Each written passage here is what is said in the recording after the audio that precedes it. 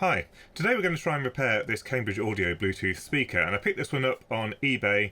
It said it was unable to pair with any Bluetooth devices, so I thought that'd be an interesting one to take a look at. Incidentally, I did think this was sort of a portable speaker, but this is actually really quite big and heavyweight, a lot bigger than I anticipated. You can see this is the Bluetone 100. It's powered by the mains, and it's got analog inputs, so we can test whether the amplifier is working inside this with the analog inputs.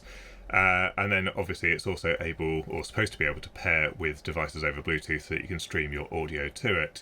So I suggest the first thing that we do is we plug it in, see what happens, see if we can pair, and then also see if the analog inputs work, and then we can take the troubleshooting steps from there. A quick mention of the channel sponsor, PCBWay, where you can get a wide range of things manufactured for your devices, including PCB manufacture, from basic 2, 4, 6, 8 layer boards, all the way up to HDI boards, multi-layer boards up to 60 layers, and also rigid flex PCBs. And there are a couple of offers on some of the PCBs at the moment, so cheap aluminium PCBs, as well as flexible boards starting from just $46. They've also got a range of mechanical services, including CNC machining, 3D printing, and sheet metal fabrication, as well as injection molding. So if you're just building a few one-offs, you can use their services, but if you're turning up the volumes, you can use them for injection molding, where you can get parts really cheap. So don't forget to visit the sponsor for this video, PCBWay. Right, let's plug it in. And we've got a red light at the top there. And we'll turn it on.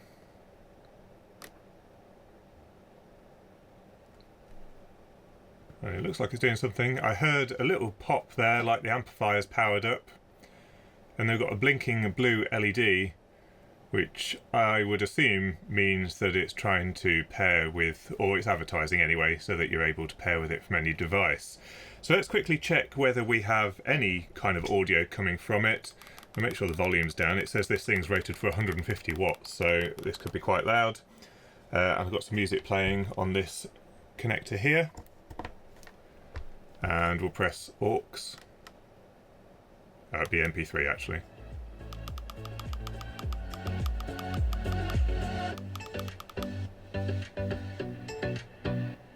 So it plays audio just fine. I assume the auxiliary input will work as well. It does seem to change colour depending on which input you've selected. So auxiliary does this amber colour. And then we've got Bluetooth here. So let me grab a device and see if we're able to see it advertising. And we've got a couple of Bluetooth devices nearby. Don't actually know what these are. There's another device there. I would have thought it would have said Bluetone 100. So we'll just try pressing the Bluetooth button or holding it down and just see if that does anything. Otherwise it doesn't even look like it's managing to do any advertising. No, nothing there. Slightly hesitant about undoing too many screws because everything could just fall straight down. And with all of the screws out, the back panel does come off. It is gasketed as well to make sure that it's properly sealed at the back. Let's have a look inside. So, we've got a couple of PCBs here. However, these look bigger than the hole in the back. I think it may be screwed in from the front actually. You might just be able to see, if I shine some light down there, there are some legs going to the front. I did have a quick look, it didn't look like there were any, but maybe this grill comes off the front, because yeah, there's definitely too much there to fit through the back.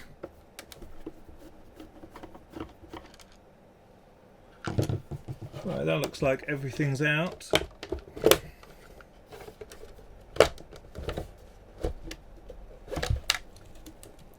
Some heavy speakers here. And so let's see if we can remove some of the connectors. There's quite a lot of leads holding it onto the front. A quick mark on these saves a lot of hassle later on, so now we can remove them without worrying which way round they need to go. With the front panel removed, we can see the insides. Now, there is actually a base port here, so it's not a sealed enclosure like I originally said. The base port is actually part of the handle just here, and then you can see it comes down here, but that seems to have served as a route for spiders to get in because there are some cobwebs in here. And what we can actually see is the Bluetooth module is over here. Now, in all of the Cambridge Audio devices we've looked at, and the NAD ones, they seem to use these little Bluetooth modules, and there is a UFL connector, a bit of coax, and then they've glued it here, and then there's a stub which is probably somewhere around 3 centimeters long sticking out the side here, which is forming the Bluetooth antenna. Now, I can't get these boards out as it stands, so we need to remove the UFL connector. And if you have a look, what they've actually done here is they've got a little bit of PCB which is stopping that UFL connector accidentally coming off. So we just need to slide this to the side possibly, or unscrew this and then remove the UFL connector, and then we can get these boards out. So here's the two boards from the unit. We've got a power supply board, and this seems to provide just a couple of voltages to the bottom PCB. The mains does come in on this bottom board, but we can detach it from the power supply, and I think for our testing we should be able to use this header here to power it from a bench power supply. Looking at the PCB from left to right, we've got the Class D amplifier over here, so the connector for the speakers and then all of the inductors and capacitors for that. The actual amplifier chip seems to be underneath this aluminium heatsink, and that is also tied to the back panel for some extra heat sinking. And then we've got a DC to DC converter which only seems to go to this chip as well, or some of the electronics underneath this aluminium block anyway.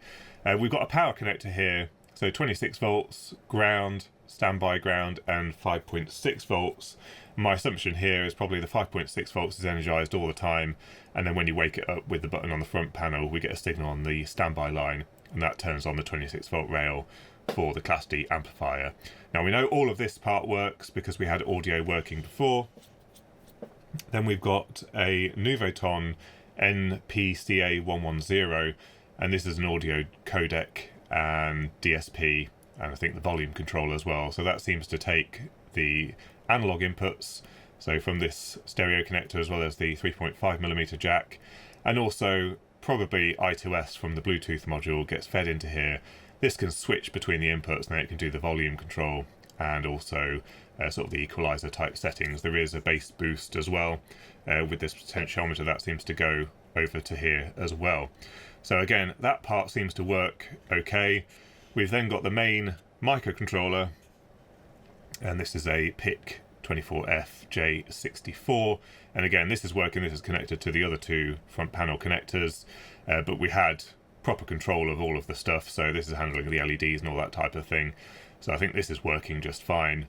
Then we've got a dual DC to DC converter from what I can see, so that 5.6 volts is certainly being regulated down for this microcontroller, but then we've got a DC to DC converter presumably for some of the electronics over here.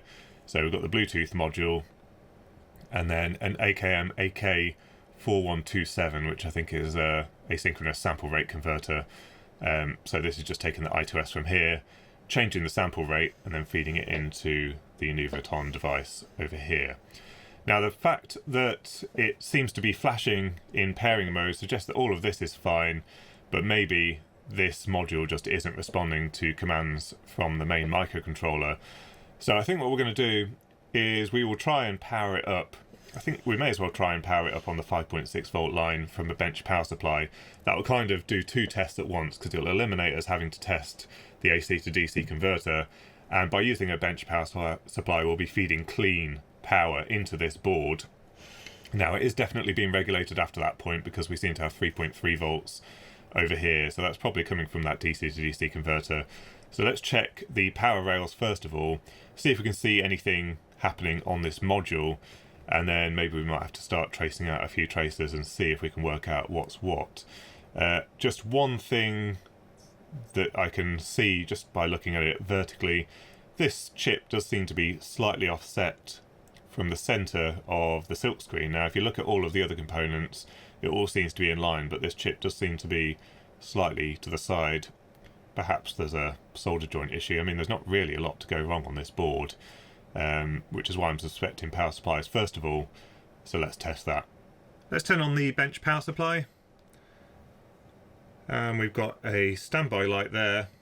Now, one thing I don't know is whether it detects the 26 volts on the power supply connector, so we may end up having to use the power supply, but let's see how we go. So we've got a little header here for programming the PIC micro, and we have 3.3 volts on there, and that is obviously driving that LED. Then we've got the Bluetooth module over here. Do we have 3.3 volts on this header? No, nothing there. Nothing there. What about over here? No, so maybe the microcontroller is powered from an LDO. There is actually, is this it over here? 5.5 volts and 3.3. So there's an LDO right next to the microcontroller. That's presumably just powering this the whole time. Maybe when it's woken up from sleep, then it turns on this DC to DC converter. Is this doing anything? Yeah, no, that's not doing anything. Let's turn it on and see if it boots up. It might just go into an error state. So we've got blinking red light. No? Oh yeah, there we go. Right, so it thinks it's pairing. Do we have power on these inductors? Yeah, 3.3. Got 1.2 volts over here. Got 3.3 on the Bluetooth module. That's one of the power lines on the module, 3.3. So we're getting power to here, but certainly one thing we saw is no advertising. So let's have a look with the oscilloscope, because the multimeter doesn't always tell us the whole story. I've just attached a flying lead to the PCB, so we've got somewhere for our ground probe. Let's have a look at the power supplies coming in. I think these are all 3.3, even though it's labelled 5 volts, 3.3 and VBAT. So here's our 5 volt line, which is probably 3.3, yeah, as you can see. That looks pretty clean. Let's just zoom right out and make sure we're not missing any random events. No, that's fine. And it's fine even at very fast time bases. 3.3 is exactly the same. VBAT is exactly the same. So the power coming into the board looks okay. Now, having a quick look at the datasheet for the CSR chip that's on here, the chip itself does have 2 DC to DC converters on it, and the DC to DC inductors are these 2 components just here. So let's have a look at what those look like. Now we might pick up some noise with our big ground loop over here, but let's see if we can see anything that's going on here. So that is our 1.8 volts. Let's change the time base again and make sure we're not missing something. It seems to do something. There's a little bit of ripple on it. There's a little bit of noise. And then it seems to go clean. And then a bit of noise. Is that just me probing it? Let me zoom out even more. See if there's any pattern to it.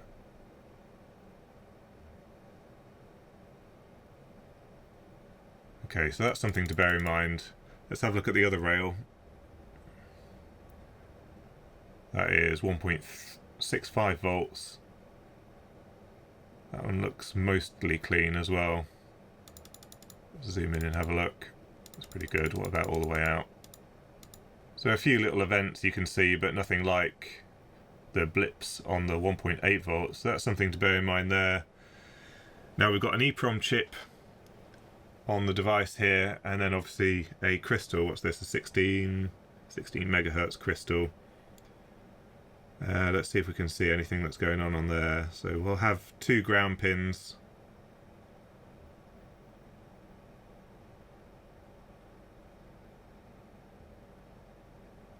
Now the risk here is that I'm causing it not to oscillate anymore. Looks like it's starting up for a bit.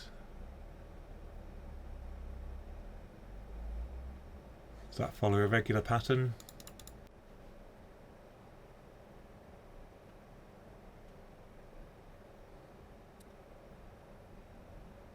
Yeah, it does. There's these little blips which are identical each time.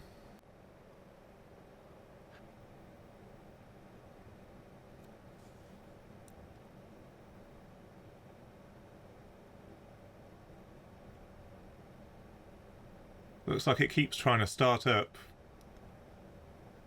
and then it craps out. Well, I think my eyesight was just failing before. That definitely does say 26 megahertz. So it looks like it starts running the oscillator and then for some period later it shuts it back down. Right, as mentioned before, there is an I2C EEPROM on this board which holds the configuration data for the CSR Bluetooth chipset. So maybe we should see if we're getting any data transfer between these 2 devices. Right, I think we're on the clock pin here for the EEPROM. Let's turn it on. Oh yeah, we've got some data coming through. Now, as far as I understand, it just dumps all of the data from the EEPROM into the chip at startup.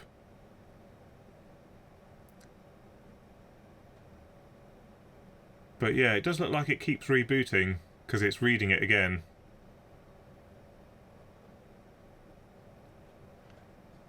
So I captured a bit of a longer period, and it looks like every 11 seconds or so it reads the contents of the EEPROM, which is not normal. We're just looking at the reset pin here, and when we turn on the device it just jumps from 0 volts to 3.3 volts and then it stays high the entire time. So it's certainly not the reset pin that's causing it to reboot the whole time. When we press the power button to turn the Bluetooth speaker off, then we get a little blip down to 0, then back up to 3.3, and then the voltage seems to decay. So it looks like the reset on here isn't really doing anything at all. Now we have got some TX and RX lines. This is for the UART. So if we have a look at those lines instead, have a look at TX first of all. And we'll turn the unit on. It jumps up to 3.3 volts. And that's it. So TX doesn't do anything. What about RX? Do we get anything here? We'll turn the unit off and back on again. Turning on. And nothing there. So TX and RX don't seem to do anything. What about the bit clock and all these things, the I2S lines?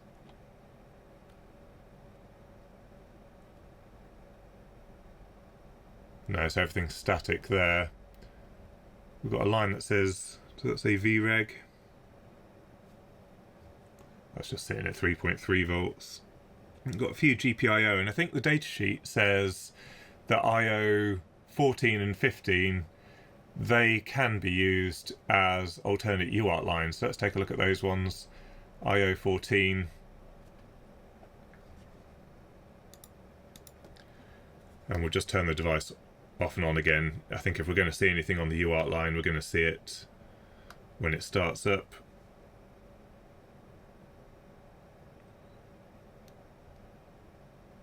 One blip, and then it just sits there at 3.3 volts. And there's no data in there at all. What about the one next to it? That just sits low.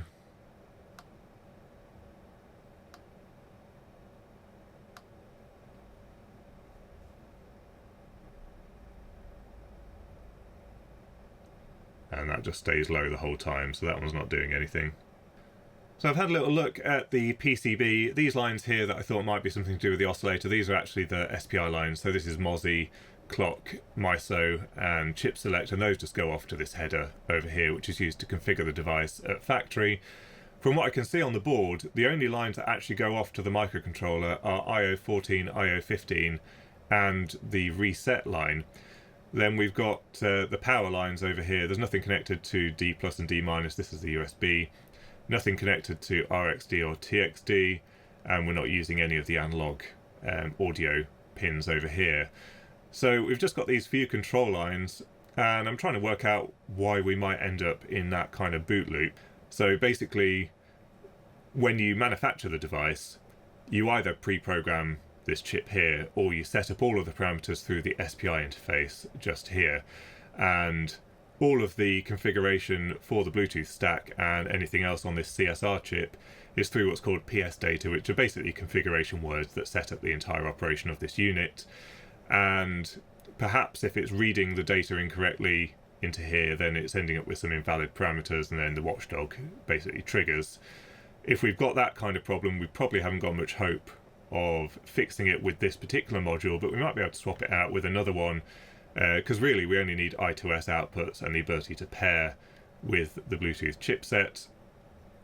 So I think what we'll look at, oh, and also we did have a potentially slightly noisy power supply line here. Now, ceramic capacitors, they normally either fail short, fail open, or they're okay. There's not normally too much of an in-between. We could potentially try replacing these capacitors on the 1.8 volt rail, but it didn't look noisy enough to me to cause any issues. But certainly something's going on here. The only other last chance type thing we could do is maybe reflow this chip. It looks like it's just off to the side slightly. Maybe we've got a poor solder joint, but I'm not sure why that would cause kind of the watchdog to kick in after 10 seconds. We'll just do a quick inspection of the Bluetooth module.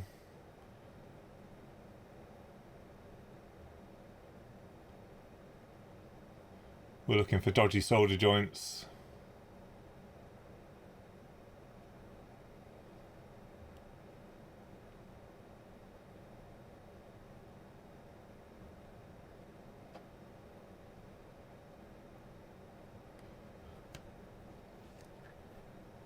These components on the right hand side are just to do with the microphone and analog inputs and outputs.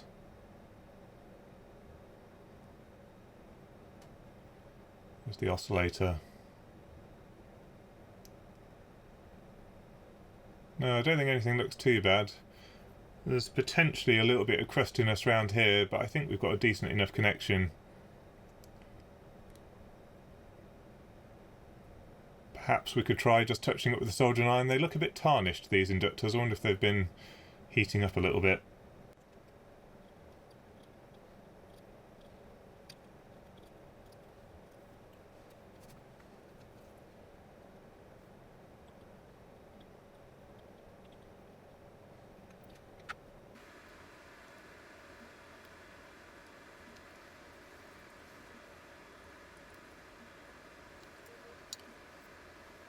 Right, so I've just booted the unit up again, and there is a slight difference in behaviour now that I've touched that PCB. You can see the oscillator does seem to be continuously running, which is never done before.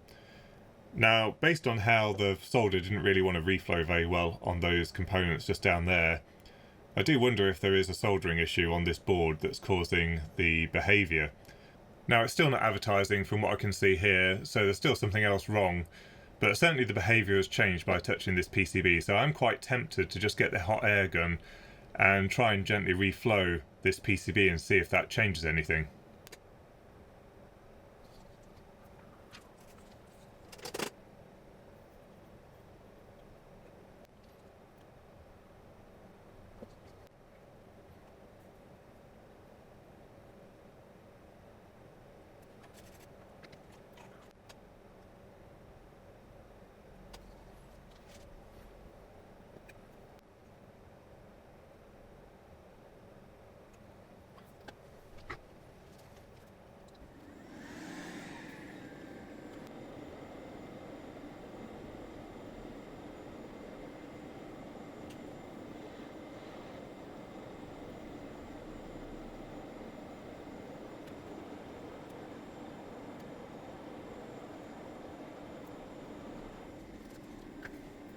So I've just tested it one more time and the behaviour is exactly the same, so I think we can rule out any issue on the PCB, and I think we've got a faulty component.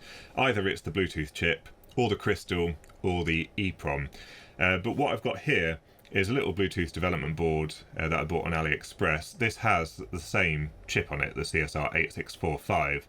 And the way these devices work is they basically come as a programmed ROM, and then you use the external EEPROM to configure the device for your application. So that will give it all of the details for what you're wanting to use it for, what you want to use the GPIO for, how you want it to advertise, what you want it to do. All of that stuff is stored on here. And there's a tool that you can get that allows you to configure this over the SPI connection. And we saw on the main PCB there's a little SPI header. So we should be able to program or read back the EEPROM through that SPI interface. But the SPI interface works through the chip. So if the chip is faulty, then we won't be able to read the I2C EEPROM. So I think we've got some options here. First of all, what we're going to do is just check how the tool works. I got this little USB to SPI converter from AliExpress as well. They're quite inexpensive. It allows you to configure the device using the software. And then what we can do is see if we can read back the EEPROM actually on the Bluetooth speaker itself. If we can't read it back because there's something wrong with the chip, then what we could do is swap out the EEPROM on here for the one that's on the board and see if we can read it back that way, and then we could replace the components and see if we can get it to work. So I think the first thing to do here is to just start up the tool and see how it works, see how we get a dump of the EEPROM, because we don't want to accidentally overwrite the EEPROM in the Bluetooth speaker if we can help it, because there might be some specific configuration data. But once we've done that, then we can start swapping out components. Right, so here is the PS tool, and it's found the USB to SPI converter, so we'll press OK on here. And then on the left-hand side, we've got all of the persistent store registers. So if we search here, for example, for the name, this is what it will advertise as, so the local device's user-friendly name. And on this demo board, they just called it the CSR8645. But this list on the left-hand side has all of the configuration for the Bluetooth device, so all of the various settings. And I think what we want to do first of all is take a dump of the EEPROM on here, because if, for example, we swap out all the parts, we do need to tune the crystal, and it will have the calibration settings in this particular file. So we'll call this demo board EEPROM dump and press save, and this will go and copy everything from the EEPROM into that file.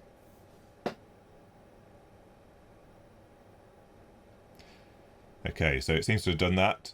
Now this tool isn't particularly intuitive. If you happen to know the name of the register that you're trying to write to, then obviously you can find it, but it's not 100% clear what everything's doing on here without reading into the datasheet. So there is another tool that they provide, and that's this one here called Configuration Tool. And if we open from device, it may have already just done it when it started up there.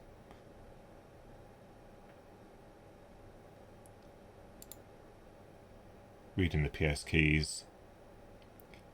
And then it's got it all in a much more user-friendly format over here. So for example, it's got all of the events. So what happens when you want it to power on, power off. It's got the state of the LEDs. So when it's connectable, LED A will illuminate, or we've got blinking patterns and all of these types of things that we can change on here. So this is a lot more user-friendly in terms of being able to understand what all of those PS keys do. So next, I think what we want to do is we want to have a look and see if we can read the one from the Bluetooth speaker. So we've got this connected to the little SPI header, which was handily provided right next to the board. Let's see if we can get anything in the software. So once again, we'll connect. Oh, and it has actually connected. It's found the device. Do we have values in here? Yeah, what's it got for the name?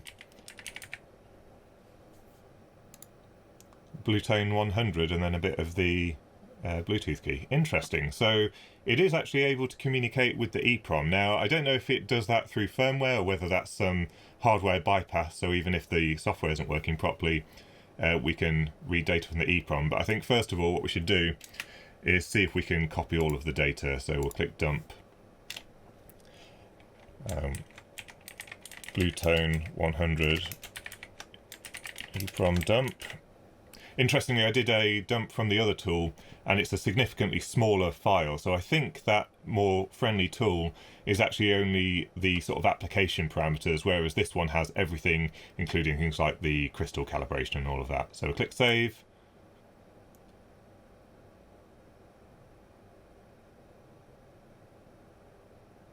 It's taking a bit longer. Oh, there we go. Well, it has managed to do it all. Let's have a look at the files. I've just put the two dumps side by side in an Excel sheet. So the one on the left is the Bluetooth speaker and one is the demo board on the right here. And most of this data all looks correct. So we've obviously got a slightly different Bluetooth address. We've got a different class of device. So this one I think represents a Bluetooth speaker and an audio device, for example. The Bluetooth speaker also allows more devices in the access list, but most of this all looks very similar. The only thing that I have noted is that there are more keys on the Bluetooth demo board, so maybe it's using a newer version of the stack that has some additional settings. So once again, we've got the configuration tool, and we'll open the data from the device, reading, yeah, it's 8645, reading the keys,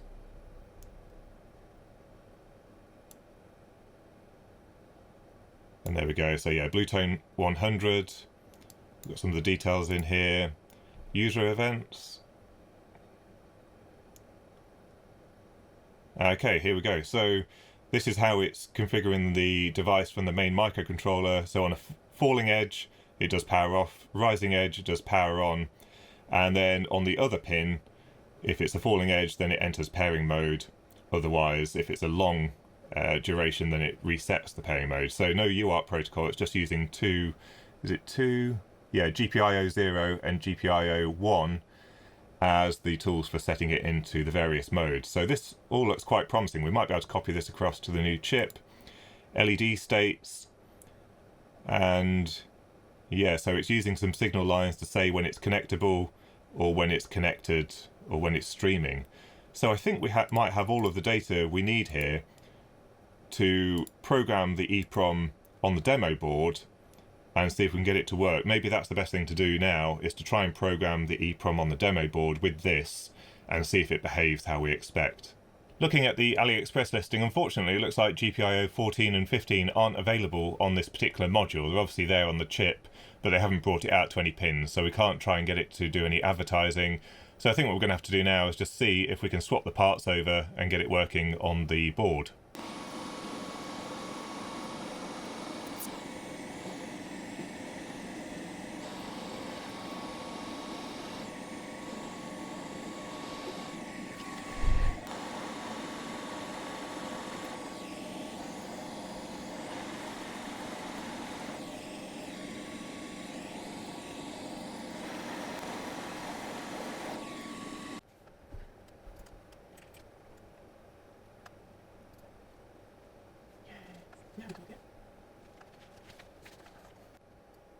Not a chance.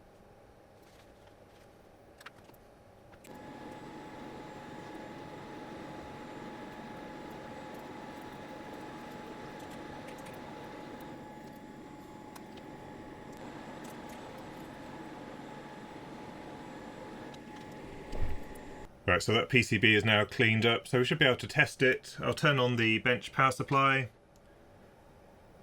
And we've got the red light. Let's turn on the power to it. Should go blue in a moment. And now the current's just jumped up a little bit. Okay, we're getting some blinking blue lights. Let's see if we have anything on our phone.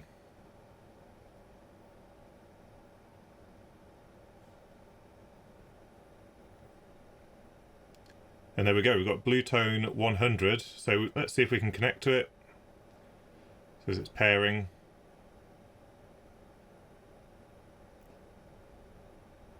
And click pair. And there we go, it says in use for media playback. So let's have a look and see if we get some audio out from here, because the only thing that I didn't see in the configuration tool is anything to do with the I2S outputs. I'm playing some test tones from my phone, however we don't seem to be getting any data out on the I2S outputs. If we have a look at the loudspeaker outputs, so the analog outputs from this chip, you can see we're getting a signal there, and if we change the waveform, so at the moment it's set to sine wave, if we change it to a triangle wave, then it does exactly the same thing on the output. So we are connected to it, but it's the analog output on the Bluetooth chip that's enabled rather than the I2S output. So I need to dig into that and see if we can reconfigure it. Well, unfortunately it looks like we might have come into a bit of a problem here. It looks like only certain versions of the ROM on here allow the I2S output, and even the I2S output isn't on these pins over here normally. It's on the same ones that are shared with the SPI output. So they must have had a custom version of the ROM on here to allow it to work with this particular device, and so I can't find anything that allows us to reprogram this. I can't even find another version of the firmware, so I think we might be stuck and we might have to come up with some other solution. Now what we do know is we downloaded the configuration data from the EEPROM, so we know all of the states. It's not using the UART, simply uses 2 lines to tell it when to go into advertising mode and when to connect and all that kind of stuff, and then we've got 2 lines which signal back to the microcontroller when it's connected, when it's advertising, and all those kind of things. So very simple protocol. I think we can probably use another module which we know has I2S output. Although it won't work on this particular footprint, I think we can bodge some wires and still have a usable solution rather than just throwing out the unit. Right, it's a couple of weeks later and we've got one of these modules from AliExpress. This is a CSR8675, so still a fairly vintage Bluetooth module, but the reason I picked this one is because it has a very similar configuration tool as the one that was already on the device, and I think we can quite easily set this one up to have the same functionality on the GPIO. So this is a little module, but then it's on a breakout board. As you can see, we've got a UFL connector which will work with that antenna that's already in the device, and then we've got a trace antenna. Now we might have to cut that. I'm not sure if that's going to ruin the impedance, so we'll have to test that. But then we've got the I2S outputs on the left hand side here, so we've got the bit clock, left right clock and data. We've also got SPI lines, that's for programming, and then we've also got some general GPIO, so you can see where there'd normally be buttons like next, previous, and I think there's volume up and volume down. So we should be able to use these as the GPIO inputs to tell it when to go into pairing mode. So I think this has got everything that we need on it. We are going to have to sort of bodge this into the unit, because obviously we can't get the right footprint module. So we've got the unit powered up, and I've just connected up the SPI programmer to these pins at the bottom here, as well as added a pull-up to the SPI enable line. At the moment you can see these blinking lights generally mean that it's in pairing mode, ready to connect. Let's see if we can get connected with the software, and the first thing I think we want to do is dump the firmware image that is on the device. Here's the tool for configuring these devices. It looks a little bit different to the one for the 8645, but it seems to have some very similar tables. So if we go to user interfaces and LED and then states, I think it is, it's got a table like we saw on the other device. So for the various modes, we can say what the LEDs are going to do. Now at the moment, it's in advertising mode, and you can see it's blinking at that kind of speed. Now what I want to do is just make sure that what we're changing on here is actually having a real effect. So let's slow that down quite a bit. Let's do it to 500 milliseconds instead. We have to click Go Configurable. That does change briefly what's going on the LEDs over here. And then we're going to click Write Device and then go Normal. And in a moment that should boot up, and then we should see this moving a lot slower than it was before. Yeah. So that is working, and we're able to configure the device. So I think what we need to do next is make sure that we can change the mapping of these LEDs, because at the moment it's set to LED 0 and LED 1, but what we actually need is for it to use some of the GPIO, because these LEDs aren't actually routed out onto any of the pins on this PCB. But if we look at this one, it's the same module. I've got two of them. It's got some of the GPIO names written on the bottom, so P0, P1, P2, 3, 4, etc. And what we want to do is configure two of these as these outputs. So let's try and get the LEDs working on P0 and P1, and then we're going to get the inputs on P2 and P3. And then we're going to see if we can set this to PIO 0 and PIO 1. Right, so we'll just bodge a couple of LEDs in there for a moment. They're both sharing a resistor, it's fine just for testing. And connect that between there and ground.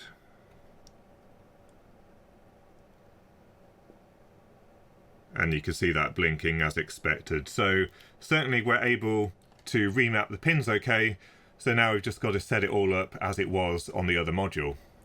I took some screenshots before, so here is the previous configuration, and I've duplicated that into the new tool, so we can click Go Configurable and write that to the device. Right, so I've rerouted some of the GPIO for the inputs, and then we've got the various user events. This matches what we had on the previous device, so I'm going to configure this device and write those parameters to it.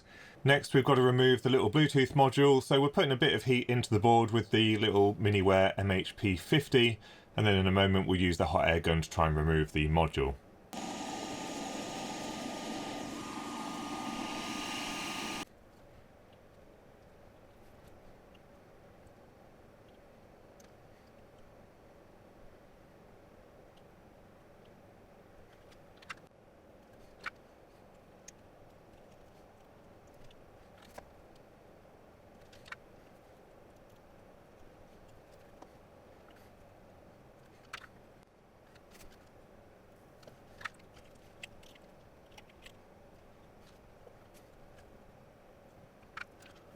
I swapped out the other hardware for a 12mm nylon spacer, and that's given us a little bit more room for the wires underneath, but we've got that all wired up. Before we cut this trace for the Bluetooth antenna and try and use the little UFL connector, I think we should try and give it a test. It's hooked up to the bench power supply, and I've added a lead for the Class D amplifier for 26 volt supply. So we'll try and simulate that coming on when we turn on the unit. So let's put on the 5 volts, and we've got the red light on the front, and then we'll press the power button and turn on the 26 volts. Get a little pop from the speakers, and we've gone into pairing mode, and you'll notice there was a two-tone noise there. That does actually come from the Bluetooth chip. Let's have a quick look on the phone and see if it's advertising. And here it is, Bluetone 100. I added in the last 4 digits of the Bluetooth address. Click pairing.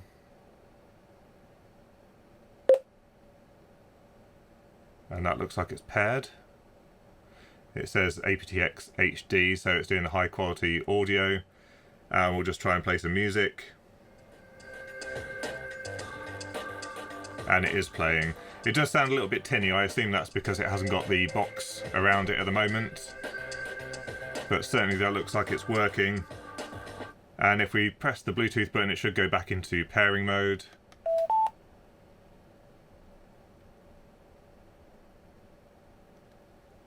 And although it says paired devices, it's not actually connected at the moment. So if we connect once again, then it goes back and it is connected. So that appears like it's working now. So I think what we can do is put this back together. I do need to cut that trace and connect the UFL connector up, and we should be good to go. Right, so that's all back together again, and actually this works really well. With that internal antenna connected to the UFL connector and the trace just cut with a knife, we had this working really long distance, so it works right across the house through various brick walls without it having any effect on the audio. It wasn't breaking up or anything like that, so it works really well. And this thing does actually go extremely loud as well, so I did plan to use this as some kind of outdoor speaker maybe, and it looks like it will serve that purpose really quite well. In terms of the repair, it is a bit of a shame that we couldn't get it working with the original module. I had hoped that either by swapping out the EEPROM or swapping out the chip that we could have got it working, but I just couldn't find one with the right firmware version to use the I2S output from the chip. There probably is one floating around, but I started to give up after I actually spent days on this thing trying to get it working and fiddling around with the various bits of software. So although it would have been nice to have had the OEM type fix here, with the module that we've got on there now, it is working probably exactly as it was originally, so I don't think it's really any problem. It just would have been nice to have fixed it in a really neat way. But anyway, I hope you enjoyed the video and maybe learned something from it. One of the perils of repairing something that's a bit older that relies on firmware is these types of things are going to start getting a bit obsolete and hard to find, so that is a problem. We have overcome it in this case, and hopefully if you try and repair something similar, you can maybe use some of the techniques that you learned in this video. Anyway, if you've got any thoughts or comments, don't forget to leave them in the comments section down below. Don't forget to visit our sponsor for this video, PCBWay, and until next time, thanks for watching.